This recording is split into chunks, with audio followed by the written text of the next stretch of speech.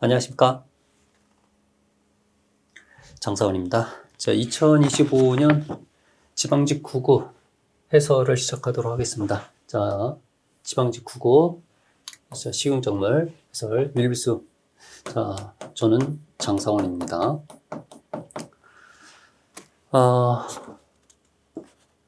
여러분 문제를 좀 다운받아 보시면은 문제가 전체적으로 쉬운데 여러분이 틀릴 만한 문제들이 있어요. 일단은 3번 문제. 3번. 이 감자 품종과 관련해 가지고 감자 품종이 뭐 남작, 대지 뭐 이런 것들이 있는데 예를 들어서 옥수수 품종 같은 경우 있죠. 걔네들은 이미 출제가 된 적이 있어요. 여러 번 있어요. 그렇기 때문에 그걸 틀리면 안 돼요. 근데 감자 품종에 대해서는 구체적으로 개별적으로 출제된 경우가 처음이에요. 그래서 여러분이 요거를 거의 준비를 안 하신 분들이 많을 거예요. 그래서 요거는 틀릴 것 같아. 찍을 것 같아. 3번이 그렇고요. 그리고 다른 문제는 14번? 14번이 여러분이 좀 고민했을 것 같고, 그래요. 그리고 나머지는 전반적으로 어렵지 않게 출제가 되었어요. 그래서 여러분이 이번 시험에 합격하려면은 90점 정도, 최소 90점 정도는 맞아야 된다. 더 틀리면 안 될 것 같아요. 자, 그러면은,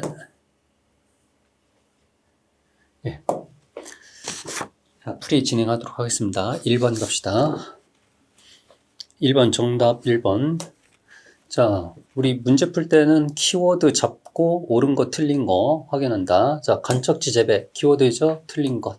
자, 간척지 하면은 우리 서해안 바닷가를 간척한 그런 토양이 되겠죠. 그러다 보니까 바닷가를 간척했다 보니까 염분이 굉장히 많을 거란 말이야. 그래서 염분을 씻어내야 돼요. 염분 농도가 높다. 그리고 유유투심이, 이거는 바닷가였기 때문에 유유투심이 깊을 수가 없어요. 유유투심이 깊다. 이게 틀렸어요. 자, 2번 암거배수 시설로 염분 제거하는데 총력을 다해야 되겠죠. 볏짚을 시용하면은 제염 효과가 있다. 석고나 볏짚 이런 것들을 통해 가지고 제염 효과가 나타나게 되고, 4번 직파 재배 시 파종은 담수 표면 선파한다. 우리 서해안 간척지 보면은 직파를 해요.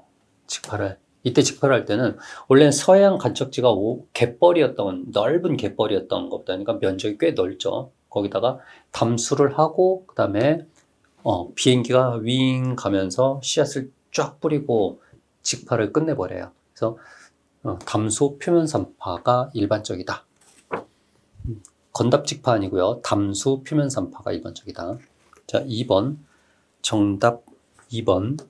바이러스병 그냥 주는 문제죠. 바이러스병 대표적으로 뭐가 있나요? 줄무늬 입마름병, 그리고 검은 줄 오갈병, 그리고 오갈병, 이렇게 있죠. 벼에서 나타나는 바이러스병 세 가지. 자, 3번. 자, 다음 문제 3번. 감자 품종 틀린 것은 정답 4번이고요. 자, 수미 감자는 만숙 아니고요. 조숙이고요. 조숙. 그리고 눈이 깊다. 눈이 얕아요. 눈이 얕다. 그리고 수미 감자 많이 먹어요. 식용으로 적합하다. 자, 조숙 다수성이고요. 조숙 비료도 많이 줘요. 조숙 다비성, 그리고 눈도 얕고요. 자, 1번 남작은 조숙 다수성이고, 조숙 다수성 식용이다. 대지는 추세왕성하고 이기작용으로 많이 재배되는 것이 대지가 있고요. 대서 환원당 함량이 낮아 감자칩 가공용으로 적합한 것이 대서이다. 자, 이런 감자 품종에 대해서는 제가 서두에서도 말씀드렸다시피 이렇게 개별적으로 출제한 경우가 처음이에요. 어쩔 수 없습니다. 이런 문제는 출제자가 여러 번 작정하고 출제를 한 것들이고, 또 변별력을 높이기 위한 그런 문제로서도 적당하다고 생각을 해요. 자, 틀렸다고 너무 자책하지 마세요. 예, 이거는 많은 학생들이 고민해갖고 또 찍었어야 되는 그런 문제들이니까. 자, 4번 갑시다. 정답 4번. 강낭콩 틀린 것은 우리가 두류 중에서 강낭콩하고 완두가 굉장히 약한 특징을 갖고 있어요. 자, 질소 고정 능력이 강하다고? 에이고, 말도 안 돼. 질소 고정 능력이 가장 강한 건 콩이에요. 그리고 약해요. 전반적으로 약한 게 많아. 척박지에서 생육이 좋다고? 약하다니까. 1번, 알맞은 토양은 배수 잘 되고, 산도는, 예, 이 정도이고, 약산성이죠. 따뜻한 기후 좋아하고, 서리에 약하고요. 예, 약한 게 많아요. 주생정의 경우 여름 고온기에 고랭지 재배가 가능하다. 예, 여름 가장 더울 때. 이 강낭콩은 비교적 한 7월달 수확할 수가 있어요. 5월달 파종해서 7, 8월달, 7월에 수확이 끝나버리거든요. 7, 8월달 정도에. 그러니까 여름철 고온기 때 고랭지에서 하는 수확이 가능하다.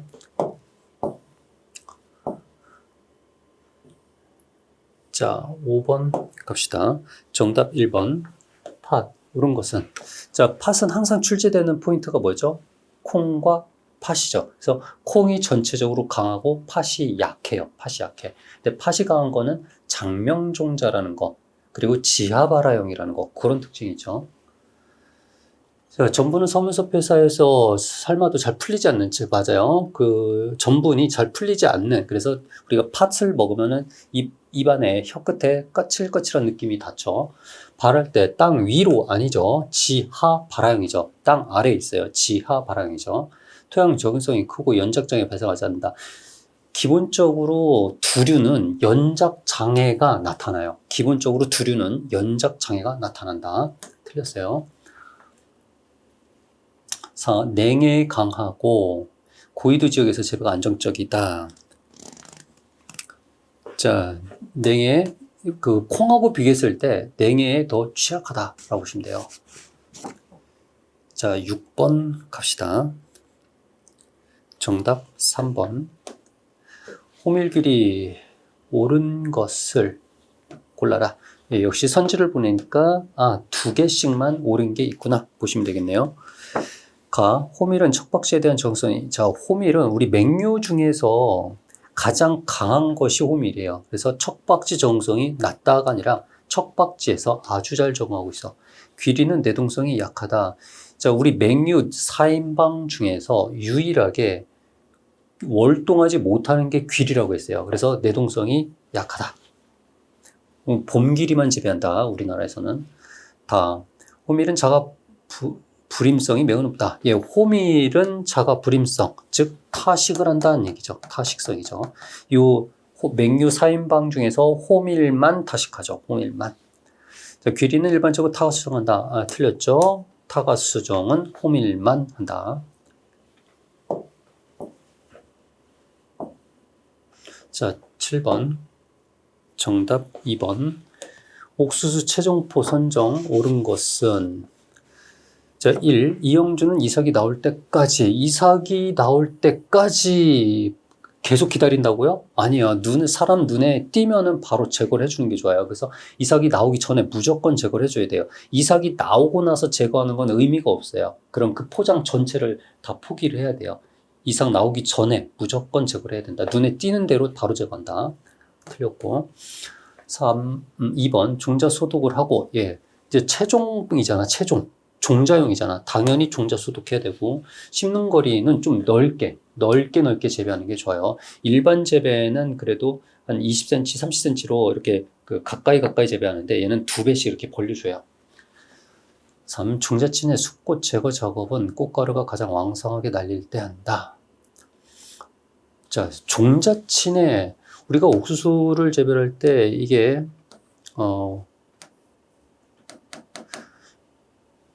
자방친이고 이게 종자친인 거죠. 이게 화분친이죠. 화분친. 그래서 이 화분친에 있는 꽃가루를 이렇게 떨어뜨려야 된단 말이야. 우리가 원하는 건 이거야. 여기 있는 화분친 꽃가루가 일로 와야 돼. 근데 여기 있는 꽃가루가 날리면 돼, 안 돼? 종자친의 숫꽃 제거를 해야 돼요. 이거는 꽃가루가 왕성하게 날아다닐 때 아니죠. 날아다니기 전에 이거를 빨리 제거를 해야 되는 거죠. 4. 자식계통을 생산하는 원종 포장은 다른 종류의 옥수수 포장에서 400m 이상, 꽃가루가 400m까지 날아가요. 400m까지 떨어뜨려야 된다. 자, 8번. 정답 2번. 그냥 주는 문제죠. 자, 여기서 요거 뭐야? 여기 종자에서 나왔죠? 여기 종근. 그 다음에 마디에서 나왔죠? 마디에서 나온 거. 이거 뭐야? 관근. 다가 관근이죠. 그 다음에 여기 중배축이죠? 중배축으로 수평으로 자라는 거 중배축근 되겠죠.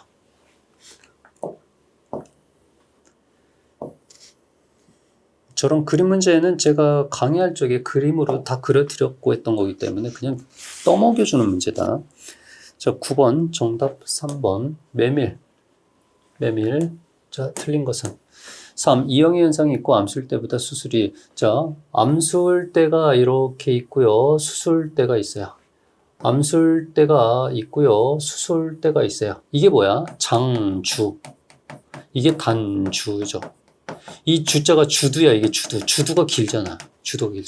그러니까 암술 때보다 수술이 길다고요? 이거 수술이 길다? 이게 단주죠, 단주. 네, 틀렸죠.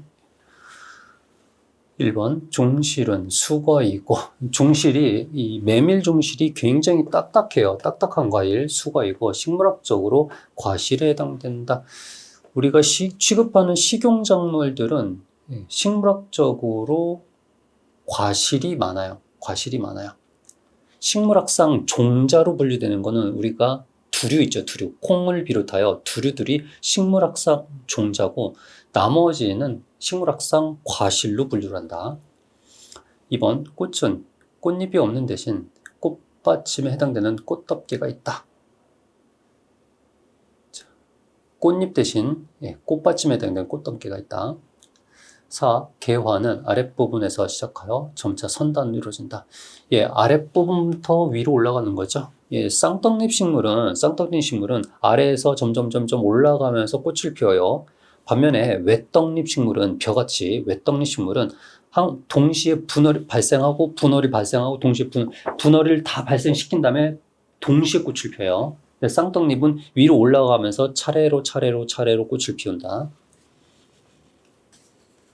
자, 10번 정답 3번. 자, 콩과작물 환경 특성 틀린 것은 3. 땅콩은 결실기간의 온도가 높을수록 종실 지방이 감소한다. 자, 땅콩 결실기간 온도가 높으면은 지방 함량이 감소한다가 아니라 지방 함량이 증가한다 입니다. 1번 동부는 우리가 두류가 7개가 있잖아. 두류 7개. 자, 동부하고 녹두가 대표적으로 얘네들이 튼튼하죠. 강한 편이죠. 동부는 고온에 잘 견디고, 그리고 동부 출신이 그 열대 출신이야. 고온에 잘 견디고 햇빛이 많은 곳을 좋아한다. 녹두는 건조해. 자, 우리 그 녹두 장군 기억하자. 녹두 장군은 굉장히 강이네요. 건조해, 강하고, 그러나 습한 건 안 좋아해요. 4. 완두. 강낭콩하고 완두는 약한 여러 가지 환경 조건에 되게 취약하다. 완두는 서늘한 좋아하고 추위에 비교적 강하다. 완두가 두류 중에서 유일하게 우리나라에서 월동할 수가 있어요. 추위에 아주 강하다.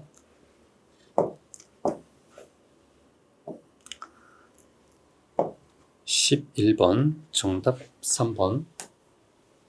품종 선택 시 유의사항 틀린 것은 점등 지역에서 만생종. 자, 우리 조생종이 있고 조생종이 있고 벼는 만생종이죠. 자, 조생종은 뭐에 반응하죠? 고온에 반응하고 만생종은 단일에 반응하죠. 단일에. 자, 근데 야간에 점등을 한대요. 야간에 불빛이 비춰줘요. 그러면 이거는 단일에 의해서 얘가 개화를 해야 되는데 계속 한밤중에 비를 비춰주니까 얘 단일 조건이 안 만들어지죠. 그러니까 얘는 개화가 안 돼요. 그래서 야간 점등 조건에서는 만생종 선택하면은 개화가 제대로 안 돼요. 그래서 요거 선택하지 말고 차라리 고온에 반응하는 조생종을 선택하는 게 현명하다. 1번 모내의철 가뭄 상습지에서 적파 만식 적응성이 강한. 자, 가뭄 상습지야. 강상지 적파 만식 적파 적기에 파종했어요. 5월 20일 적기에 파종했어요. 자, 파종이죠. 4월 20일 날 파종했고요. 원래는 5월 20일 날 이식을 하려고 했던 거야. 한 달 동안 어린 묘를 키웠죠. 근데 5월 20일 날 비가 오면은 20일 날 논에 물을 대고 이식하면 되는데, 근데 관계 시설이 갖추어지지 않았기 때문에 이걸 비가 올 때까지 계속 기다려야 돼. 그래서 이게 뭐 6월 20일까지 갔다고 가정해 볼게. 가뭄 때문에. 그럼 6월 20일 날 파종해야 되는 거죠. 그래서 만식하는 거죠. 이런 가뭄 상습지에서 적파 만식하는 것이 강하다. 적응한다. 2번 담리작 하는 논에서는 만식 적응성이 강한 품종을 간다. 담리작이 뭐죠? 담리작.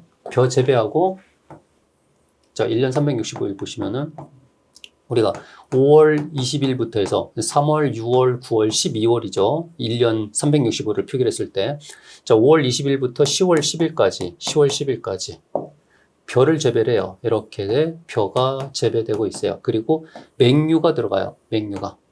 예, 보리가 들어간다고 합시다. 보리가 들어가요. 근데 보리는 언제 수확하냐면은 5월 31일 날. 아무리 빨라도 5월 말이에요. 5월 말. 6월로 넘어가는 경우도 허다해요. 그러다 보니까, 자, 담리작을 해서 보리를 5월 말, 6월까지 심는단 말이에요. 수확한단 말이야. 그러면 벼가 늦어졌죠. 5월 20일 날 벼가 들어가야 되는데 벼가 이렇게 늦어진단 말이야.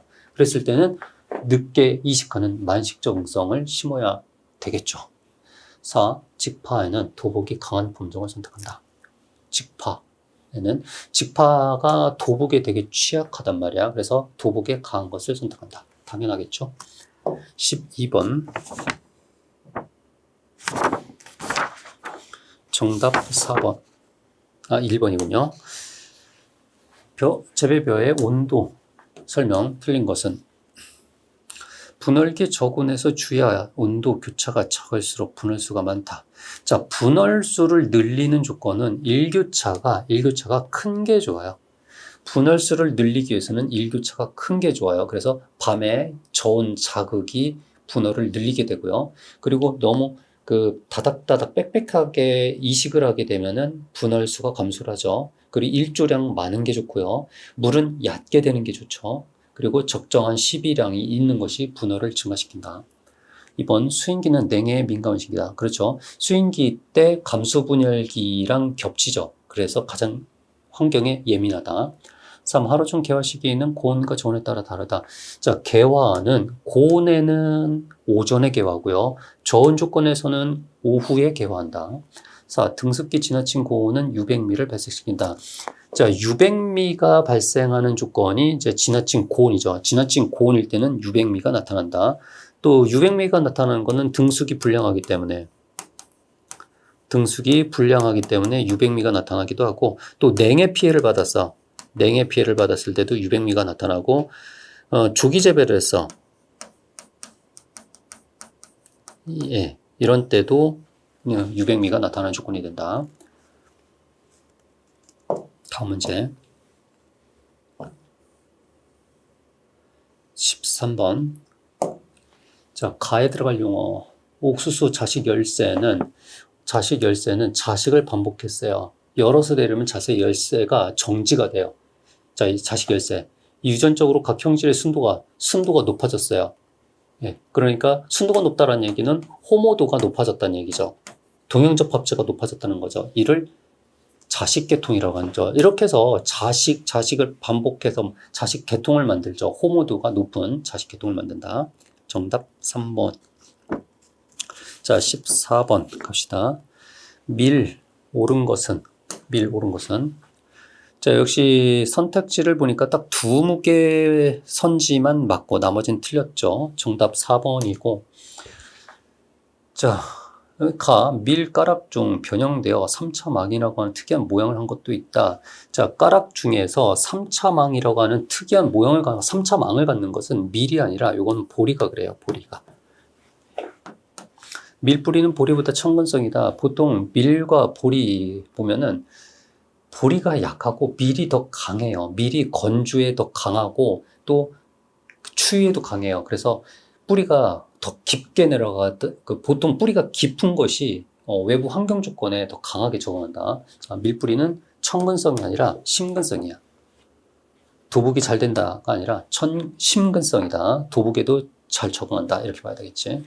다 밀가루 성분 중 단백질, 글루텐 함량이 높을수록 단백질, 사실 밀단백질의 가장 대부분의 성분은 글루텐이죠. 그래서 글루텐이 높을수록 이게 강력분이죠. 강력분. 자, 밀가루 수용성 펜토산은 수용성 펜토산은 노화를 억제하는 효과가 있다. 수용성 펜토산이 노화를 억제하는 효과가 있다. 둘 다 맞아요. 둘 다 맞아요.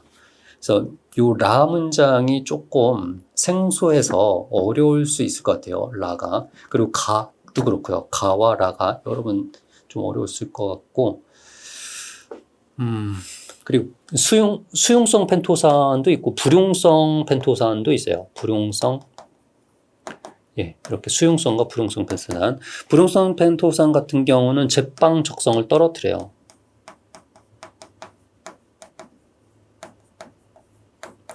그러니까 수용성 펜토산이 더 좋은 거야. 불용성보다. 자, 14번이 여러분을 좀 애먹였을 것 같아.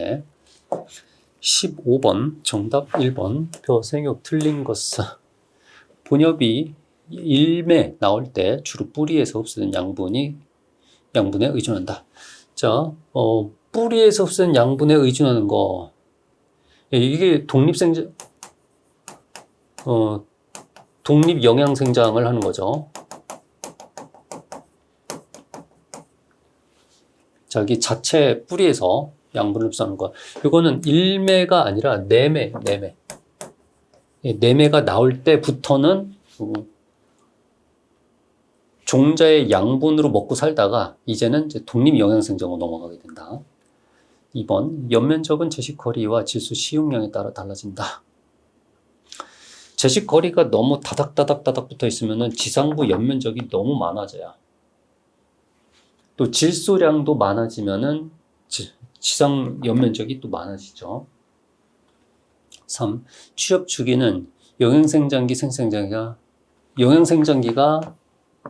빠르다. 영양생장기는 5일마다 나오죠. 5일마다 잎이 한 장씩 나오죠. 생식생장기가 되면 한 7, 8일마다 한 장씩 나오죠. 4. 동일 지경 내 선단의 영화가 먼저 개한 후, 자, 여기가 주경이고 이게 지경이라고 했을 때 선단이 제일 먼저 나오고 그 다음에 이 아래서부터 올라가게 되죠. 올라가게 되죠. 그래서 맨 선단에 영화가 제일 먼저, 그리고 바로 아래 게 가장 늦게 나오게 되는 거죠. 그러니까 이렇게 올라간다. 아래부터 위로 올라간다. 16번 갑시다. 정답 3번. 보리 틀린 것은 3. 6줄 보리의 각 소수에는 한 쌍의 받침 껍질이 쌓여 있고 3개 꽃이 있다. 자, 우리 보리 4인방 하면은 보리, 밀, 호밀, 귀리가 있잖아요. 그래서 일소수 영화수가 1533 이렇게 우리 암기를 했었잖아요. 각 소수의 영화수, 꽃이 1개, 보리는 1개표, 3개가 아니라 1개표입니다. 각 소수의 한 쌍, 보통 받침 껍질은 한 쌍이에요. 받침 껍질은 한 쌍. 각 소수의 1개 꽃이 피고 밀은 5개, 3개 꽃이 핀다. 1. 쌀보는 발아시, 육은 유화가 모두 배 쪽에서 출현한다. 자, 우리가 보리에는 쌀보와 겉보가 있는데 겉보가 어떻게 뿌리가 이렇게 있고요. 여기서 싹이 나오죠. 이게 우리가 겉보가 되는 거고, 겉보. 근데 쌀보는 같은 쪽에서 나와요. 이렇게 나와요. 이건 쌀보. 그래서 유근과 유화가 모두 배, 같은 쪽에서 나온다. 이게 쌀보다. 그리고 또 이렇게 반대쪽으로 나오는 게 겉보하고 또 누가 있죠? 귀리가 그렇죠. 겉보리하고 귀리만 반대쪽으로 나오고 나머지는 다 같은 쪽으로 나와. 그래서 겉보랑 귀리 이 2개를 딱 기억해 줘야 되죠. 이번 겉보는 단단하게 붙어 있죠. 쌀보는 잘 떨어지죠. 4. 두 줄 보리는 각 마디에서 발생한 세 개의 소수 중 한 개가 결실한다. 자, 보리는 6줄 보리가 있고 2줄 보리가 있죠. 6줄 보리하고 2줄 보리가 있죠. 그래서 이거를 이 보리가 이렇게 달린단 말이야. 이렇게 달린단 말이죠. 근데 이거를 위에서 시선을 위에서 이렇게 내려다 봤을 때 6줄 보리 같은 경우는 이렇게 달리죠. 이렇게 달리죠. 그 다음에 2줄 보리 같은 경우는 요 2개만 달리죠. 여기 있는 빈자리 같은 경우는 얘네들이 퇴화가 돼버리죠. 그래서 2개만 달리는 건 2줄 보리, 6개가 달리는 거는 6줄 보리가 되겠죠. 그래서 자, 각 마디에 3개의 소수가 달려요. 각 마디에 3개의 소수가 달리는데 2개는 퇴화, 1개만 결실하게 된다. 그래서 위에서 볼 때는 이렇게 6개가 달리는데, 근데 각 마디에는 요 3개 마디에는 이렇게 3개만 달리고, 그 다음 마디는 요게 달리고, 그 다음 마디는 위에 게 달리고, 그 다음 마디는 아래 게, 그러니까 번갈아 가면서 이렇게 달려요.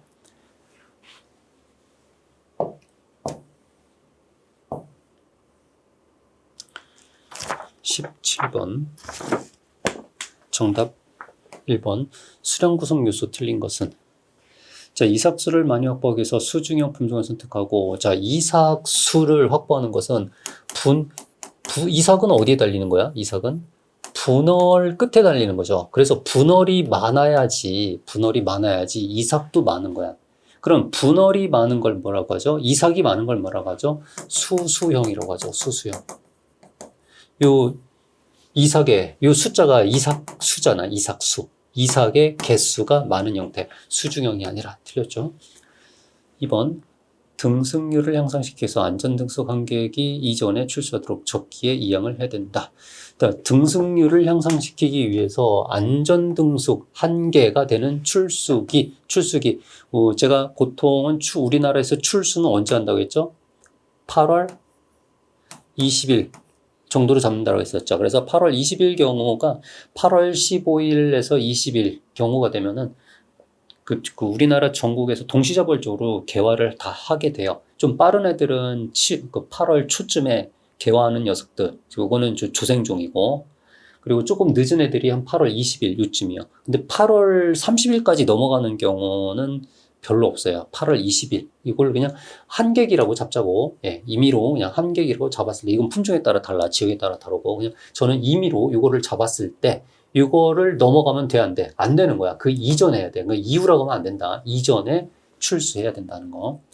3. 입중 증가시키기 위해서 무유분열 발생을 억제하고 알거름을 준다. 자, 입중은 벼 한 톨의 무게를 얘기하는 거죠. 벼 한 톨의 무게를 높이기 위해서는 알거름을 준다.